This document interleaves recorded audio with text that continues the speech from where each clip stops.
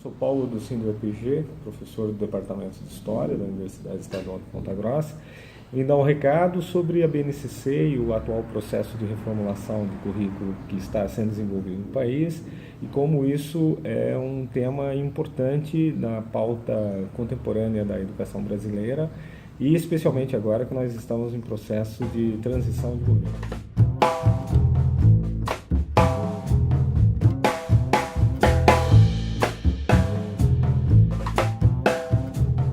Nós estamos no final do governo Temer, há uma aceleração desse projeto com as audiências públicas promovidas pelo CNE para aprovação da Base Nacional Comum Curricular voltada ao ensino médio especificamente.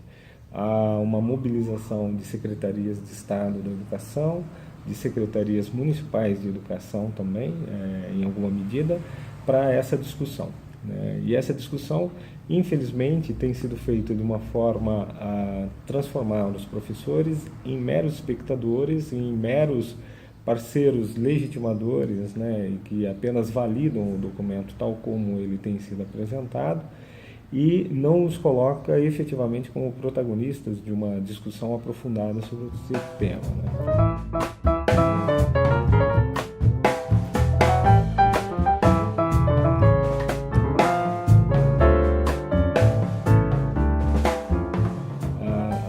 Nacional já chamou a atenção sobre essa temática no país inteiro, tem conclamado professores a aprofundarem esse debate junto aos seus sindicatos, aos seus coletivos escolares, que é um elemento muito importante, e nós precisamos de alguma forma nos integrarmos desse debate no momento como ele está sendo conduzido e especialmente ali na frente encontrar formas de resistência à maneira como essa implementação está sendo pretendida pelo atual governo. Então, a gente pode discutir agora algumas questões relacionadas a essa forma de resistência. Por que a gente falar em resistência à BNCC quando ela parece ser a panaceia que vai resolver todos os males da educação brasileira, vai assegurar, como diz o governo, a garantia do direito à educação, do direito à aprendizagem dos alunos. Pode parecer que nós somos contra o direito dos alunos aprenderem, pode parecer que nós somos contra a que se definam os conteúdos essenciais de aprendizagem dos alunos, mas não se trata disso. Não há professor nesse país que não se preocupe com a aprendizagem dos seus alunos, professores que estejam efetivamente comprometidos com a educação, que tenham responsabilidade social, que entendam a sua função social em sala de aula. A questão é que o que está sendo apresentado, em primeiro lugar, é como se o documento em si fosse resolver o problema, ou seja, de que bastaria definir o que o aluno deve aprender para que ele aprendesse. E isso elide a questão do professor, ou seja, do papel do professor e das condições de ensino-aprendizagem nas escolas.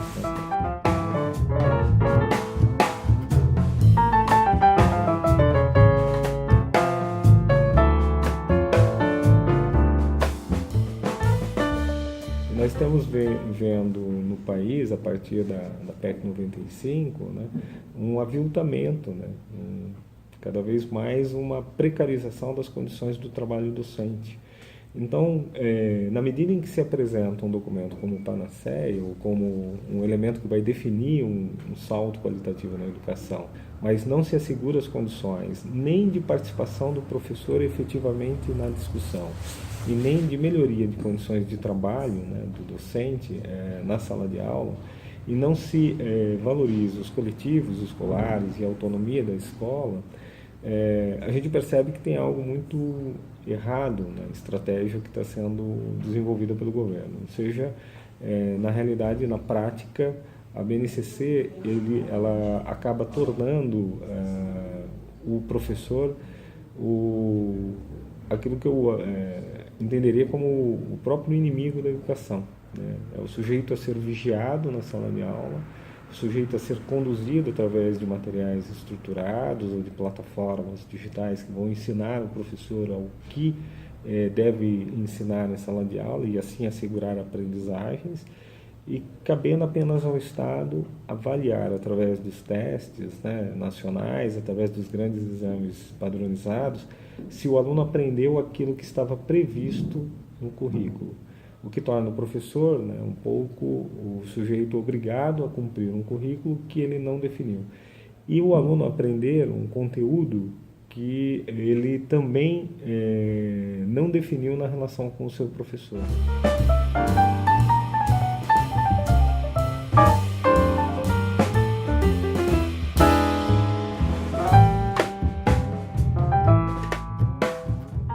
Então, a grande questão da BNCC é essa concepção de currículo, que retira a autonomia docente, retira a autonomia das escolas na definição, ainda que, né, todo o discurso seja contrário a isso, né, se reafirme muito que haverá autonomia, haverá espaço para isso, mas concretamente o que a gente vê é uma definição bastante rígida, né, de conteúdos e de perspectivas daquilo que deve ser ensinado, né, os chamados objetos de conhecimento que vão ser desenvolvidos na escola, e que não dão muita liberdade e autonomia ao docente.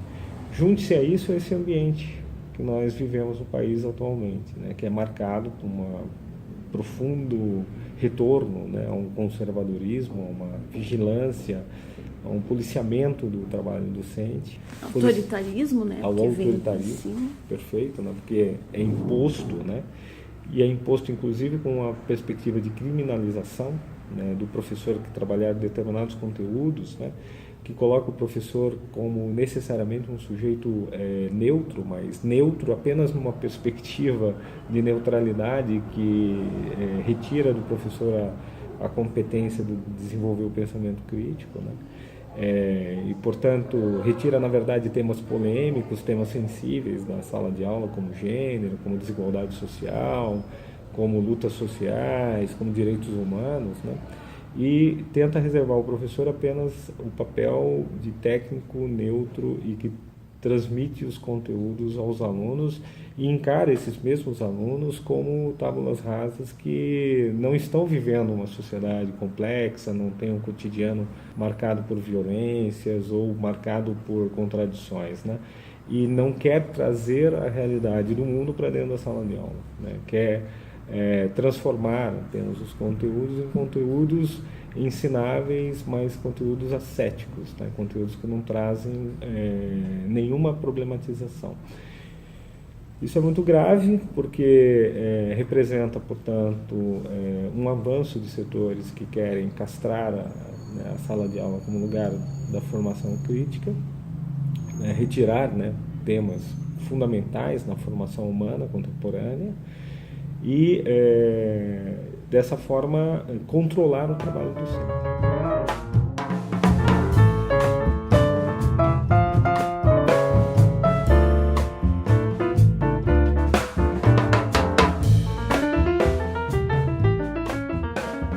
Se nós juntarmos os dois elos dessa, né, corrente, né, de um currículo que tenta forçar o professor a trabalhar em função de exames, ou, portanto, de resultados de aprendizagem mensuráveis em testes padronizados.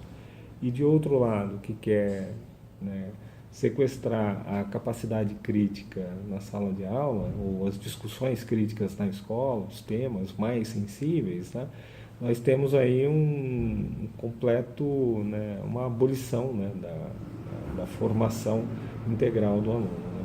Junte-se a isso a escassez de recursos que a gente vê nas escolas ainda, o controle sobre materiais didáticos, enfim, todo um cenário que é bastante preocupante.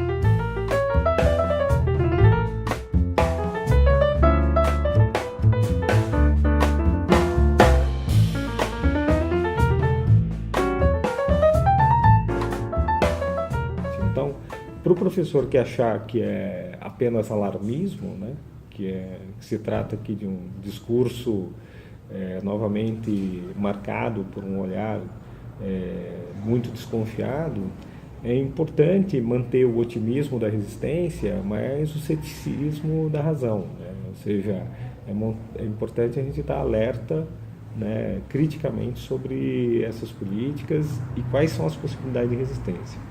Eu acredito muito nessas possibilidades de resistência, até porque a sala de aula é incontrolável do ponto de vista da censura, né? Quando alguém não quer debater gênero, mas tem um aluno transgênero na sala de aula, isso se torna absolutamente impossível, né? Quando alguém não quer discutir a violência contra a mulher, mas as notícias que invadem a sala de aula são de feminicídio, não há como não discutir gênero, né? Quando alguém quer abolir a ideia de que houve nesse país um período autoritário chamado ditadura militar e nós vemos documentos secretos, né, revelados em Washington que indicam, né, a participação efetiva, né, do Estado brasileiro na eliminação de cidadãos, né, ainda que, né, resistindo a esse mesmo Estado, então não tem como, né, tampar o sol com a peneira, né? A escola, ela é permeável ao mundo, né? E ela virar as costas ao mundo seria um absurdo. E os professores não fazem isso. Então, qualquer tentativa de censura ela é inócua, né? Porque a realidade ultrapassa os muros da escola e ela está dentro da escola.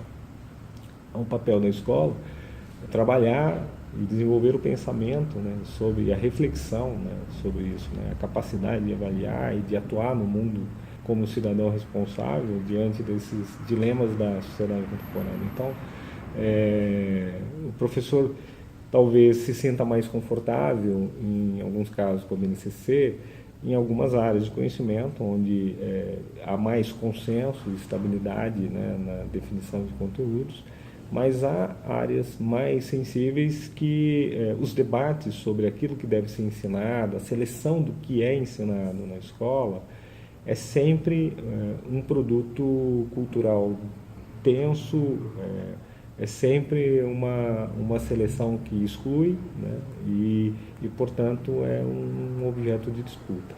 E isso não é algo ruim, né, no currículo, pelo contrário, né, é algo que estabelece um princípio democrático daquilo que vai ser trabalhado na escola.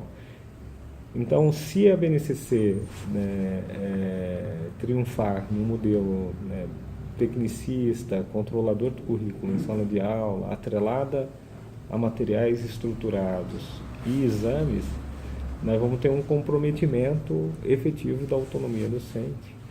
E eu tenho dito isso em vários lugares, inclusive da própria ética docente, porque um professor que não assume a responsabilidade para selecionar e organizar e desenvolver os conteúdos em sala de aula, na relação com o aluno, um professor que não pode escolher os materiais e recursos didáticos que ele vai utilizar, um professor que não se responsabiliza por essas decisões, ele não tem ética e compromisso com a sala de aula, né? Então, quando você tira, né, e entrega tudo pronto para o professor e diz, olha, apenas pilote esse material didático, na verdade você está quebrando, né, a alma ética desse professor, porque ele deixa de ter a responsabilidade sobre aquele conteúdo que foi selecionado por outrem, né? O desenvolvimento que foi formulado por uma outra pessoa, por um técnico, por um especialista, por um autor de material didático, mas que não foi por ele, né? O professor, ele precisa dessa autonomia, né, para o exercício ético da sua profissão.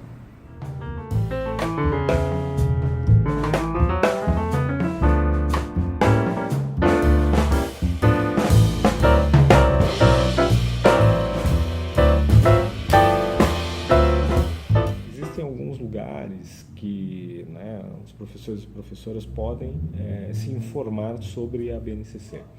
Os lugares oficiais são muito importantes porque eles trazem o discurso, né, oficial sobre o desenvolvimento da BNCC e documentos que são extremamente importantes porque trazem ali o currículo prescrito e as indicações e as formulações do atual governo e das secretarias que vão implementar esse processo.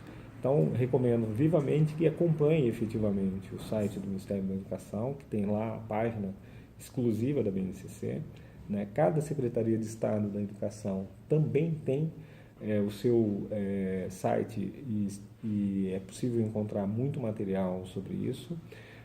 O Conselho Nacional de Educação também tem um conjunto documental bastante vasto, com todas as audiências e documentos registrados por escrito e em vídeo, né, que servem de subsídios para uma reflexão mais acurada, mais aprofundada sobre isso, para ficar apenas no âmbito aí daquilo que é oficial. Mas é preciso ultrapassar esse âmbito e olhar também de outras perspectivas o material que está sendo produzido. Existem organizações não governamentais que também apoiam o desenvolvimento oficial do currículo. Né? O movimento pela base comum, que é o movimento pelo currículo nacional, formado por um pool de ONGs, né, ligadas aos setores empresariais, possui um site bastante documentado também sobre isso, mas traz um discurso, digamos, também de apoio ao desenvolvimento pretendido pela base tal qual o governo tem desenvolvido. O movimento Todos pela Educação também tem um site interessante e que também vale ser consultado. Eu digo desses dois elementos, de fazer sempre uma leitura bastante acurada, serena, né, e crítica sobre as perspectivas que são apontadas, como se diz, para não jogar a criança com água no banho, mas também manter um olhar denso e crítico sobre isso. E existe um conjunto de outros sites que têm produzido material sobre a BNCC, às vezes especificamente sobre uma disciplina. Por exemplo, a AMPU Nacional tem amplos debates traduzidos em documentos no seu site. É só procurar lá, ANPUH, A-N-P-U-H, né, que tem um conjunto documental muito importante. A Andes Nacional tem vários documentos também sobre essa discussão da Base Nacional Comum Curricular, com recomendações, com cartas, com manifestos. O CNTE, o Conselho, a Conferência Nacional dos Trabalhadores da Educação, também tem material bastante produzido sobre essa temática. Então, é preciso que o professor não se omita da discussão, né? Que vá atrás dessas documentações, procure balizar os documentos, procure fazer uma análise desses documentos. Recomendo que isso seja feito em coletivos escolares, em reuniões de aprofundamento e debate, sempre numa perspectiva de uma apropriação crítica, né, e não ingênua dos processos que estão sendo desenvolvidos, e que esses contrabalanço, né, do que eu falei, por exemplo, também recomendo o blog do Luiz Carlos Freitas, que tem é um professor da Unicamp que tem discutido amplamente as temáticas da educação, com ênfase também na questão da BNCC. Eu recomendo uma leitura equilibrada desses documentos e a construção de posições coletivas dentro da escola, para que os professores se empoderem efetivamente do currículo que vai ser realizado em cada unidade escolar.